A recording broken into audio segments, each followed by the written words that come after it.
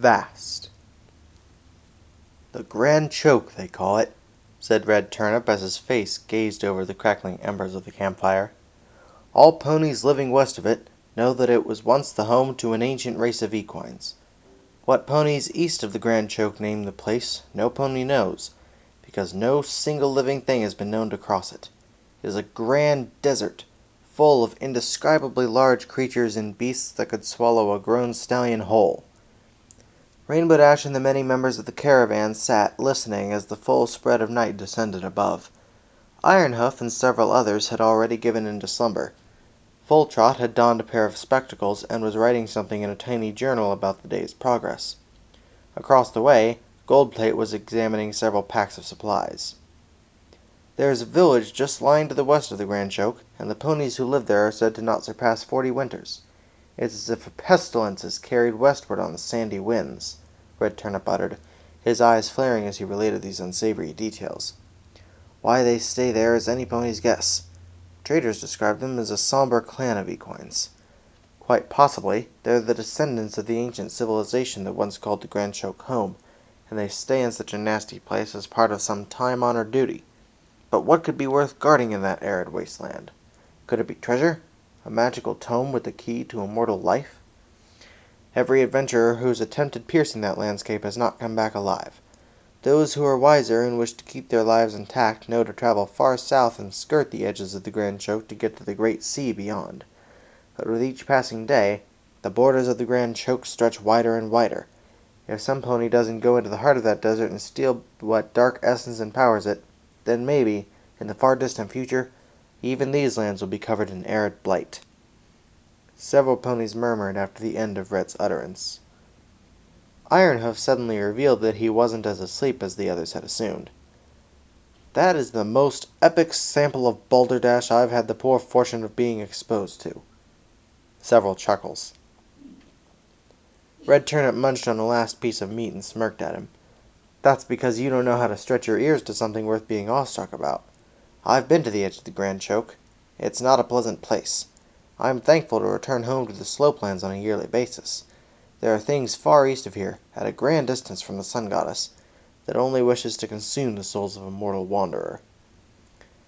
"You speak as if there's nothing here worth being frightened about." Ironhoof turned over where he was lying and squinted through the fire's aura. Grand plumes of smoke coming from the inside of a forbidden mountain. Rumbling noises of living things in the deep. There is more lying in wait beneath the surface of our homelands than we would please ourselves to know. "Then how is it you sleep at night, Ironhoof? You don't shut up long enough for me to find out, Red." Several more chuckles. Rainbow Dash's lips curved slightly. She heard a voice from behind. "They dramatize about travel because they've only done so little of it." Rainbow Dash turned and blinked at Full Trot. "Huh?" The elder paused in scribbling in his journal. "None of them have seen much of the world. Not really. I've traveled far more than all of these brazen colts combined, and even I don't find much worth sharing.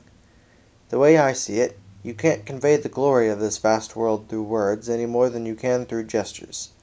Ponies have to truly see the diversity of the realms beyond the Sloplands for themselves. Those who've only barely pierced such immensity must make up for it with stories."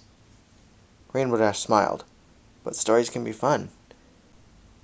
"To give in to imagination has an undeniable touch of foolish excitement." Full Trot nodded. "But once you've been everywhere, I mean truly been everywhere, exhaustion encompasses any and all enthusiasm." "Want to tell them that?" Rainbow Dash motioned towards the group.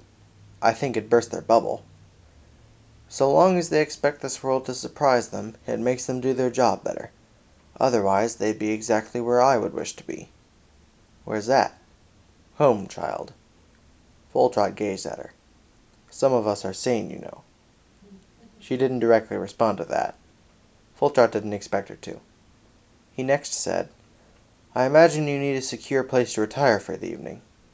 "Not a bad idea." "You're welcome to stay by our fire. You helped build it, after all." "What about your caravan?" Rainbow Dash asked. "Where will you be headed in the morning?" "Oh, you needn't concern yourself with our journey," Full Trot said. "Our proceedings would seem rather dull to your standards." You don't know who you're talking to. Rainbow Dash smiled. I like to improve dull things. He squinted at her. His aged lips curved slightly. Very well.